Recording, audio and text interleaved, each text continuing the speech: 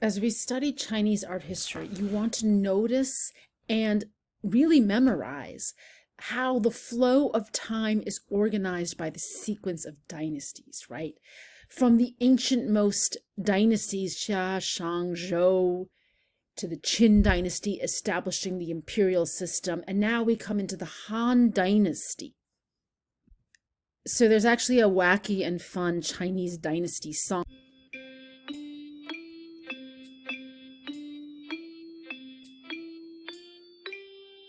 Sui Tong Song Republic, Yuan Qing Republic, Mao Zedong, Mao Zedong.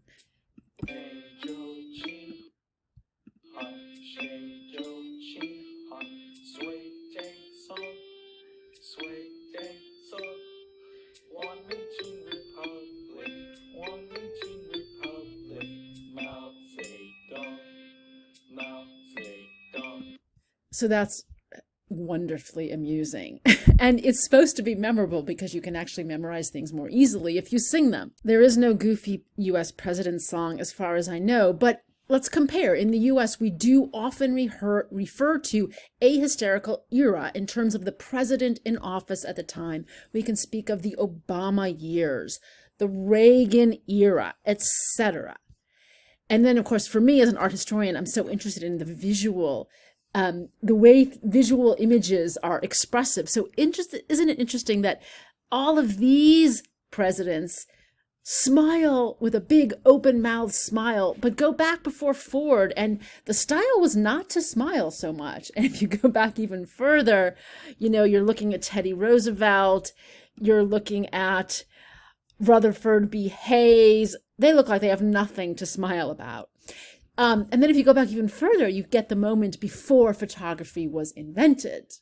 And then you have photography in black and white. But let's not get distracted by that. The idea is that American life had a particular character stamped on it by the president in office, by his regime, because they're all him, of course, as we see and we know.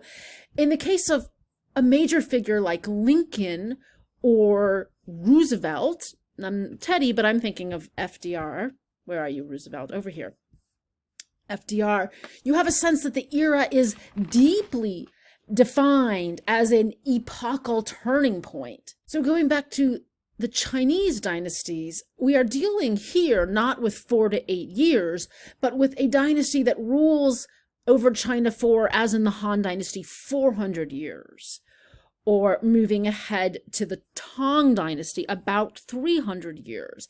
And the Tang dynasty and the Han dynasty might both stand out as kind of epochal turning points, moments of really important cultural consolidation and invention and reinvention that have a lasting effect on Chinese cultural identity.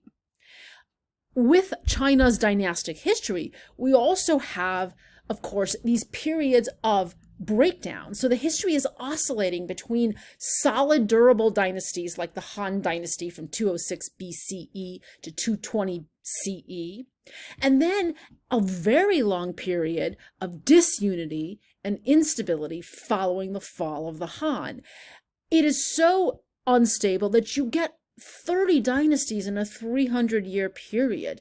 And we can't even list them all here. We have to kind of abbreviate them as the 6 dynasties period, the 3 kingdoms, the Jin dynasty, and then the period of the northern and southern dynasties. So the Han dynasty was a major world power comparable to ancient Rome. So that's why I'm juxtaposing the Romans and their Flavian amphitheater with this stone relief made in the Han dynasty and this ceramic model of a Han dynasty architecture example. So it was, both of these two empires were at their peak roughly in the same years. It seems that the Han dynasty might have been bigger in population, in geographic extent, in wealth, in military might and prestige, though they are very closely comparable. What matters for the evolution of Chinese art history is that the Han dynasty introduces art that directly expresses Confucian and Taoist ideals. And it is still promoting it is still primarily, I mean to say, an art of the tomb.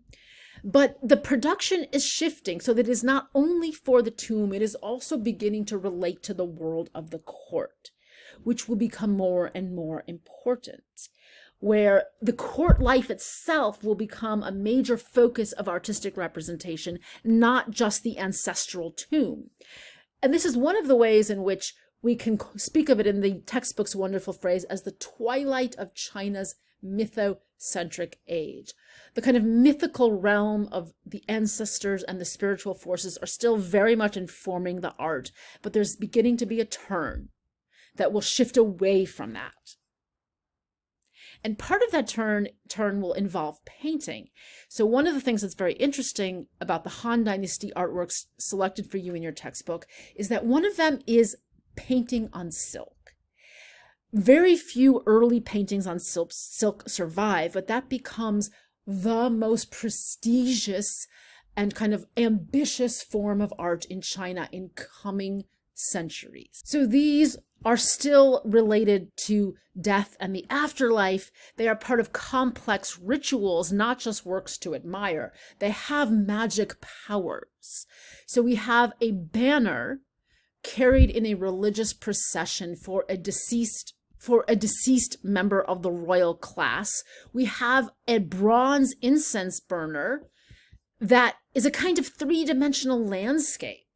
And then we have this amazing jade suit for a dead prince, where the jade is a material, a material that is meant to actually have life-preserving properties. The painted banner actually goes with the coffin of the Marquise of Dai, and it is made of lacquered wood, which is kind of a hybrid between sculpture and painting, and it is actually painted with polychrome, that's multicolored designs of fantastic animals. You can kind of see them here. This is very interesting to me because this is part of a tomb ritual, but it is beginning to show you how in Chinese art, there's going to be a tremendous interest in the expressive energy of brushstrokes. There's kind of speed marks, and these animals are amazing. They seem to be kind of like, I don't know, roller skating on the marks. They're moving so quickly. There's a sense of the quickness of the brushstroke related to the idea of life as a quickening and animating. And this is, of course, a painted banner for a religious procession. So it is full of imagery of the sky or heaven realm meeting the earth realm and then the underworld. And these fantastic details of the deceased woman here. And there are these ritual bronze vessels being laid out for her because she is now entering into the ancestral feast with the dead. There are mythical beings, the sun crows, the torch dragon. And then there are these circular forms, including a bee disc. This circular form made out of jade, incredibly beautifully carved with dragon figures, that is a kind of penetrating passageway from one world to another. And then among these objects being created to deal with the relationship between the living and the dead, the living and the ancestors, we have these relief sculptures that show us more and more attention being paid to the Confucian court.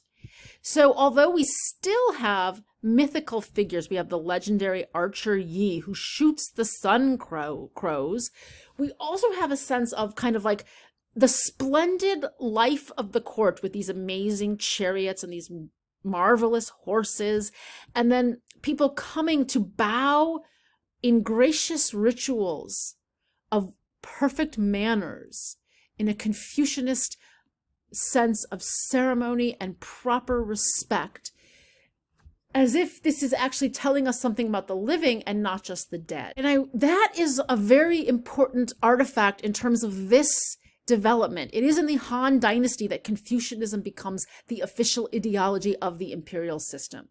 So this becomes the point where actually if you want to become high up, you want to attain important government office, you have to memorize all of Confucius's sayings and be able to discourse on them.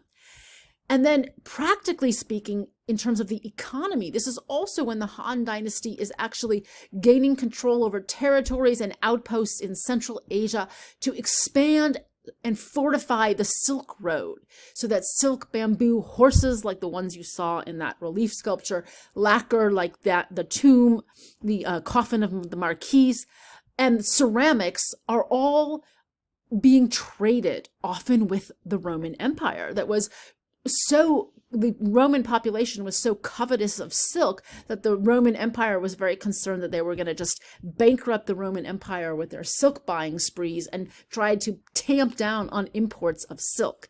Also importantly, colonies are being established in Korea, and China is going to exert a dominant relationship to Korea that Korea will be dealing with at various points in its history. On a final note, I want to come back to Jade and to kind of explain the idea that materials themselves have symbolic meanings, not just how they're formed, but the jade suit of the prince is there to preserve him, to try to confer immortality on him, because there are various materials that were associated with the possibility of immortality, and jade is actually associated with character, what it is to have a noble character in a Confucianist sense. So it is the most beautiful stones, but why? Not just because, hey, that green and gorgeous and luminous, but because it actually expresses 5 virtues of a noble person. It expresses charity, the luster, that brilliant light. It's not just pretty, it is expressing, it is demonstrating charity. Rectitude, moral uprightness, is demonstrated by its translucency. It doesn't hide anything. It shows what's beneath, the markings within. It's not deceptive. It's an object that expresses wisdom by the purity and penetrating quality of its note when the stone is struck. Courage, it can be broken but not bent. And equity, it has sharp angles yet injures none. So materials are being invested with symbolic meaning, and that is being associated with philosophical ideas that are related to both both Taoism and Confucianism.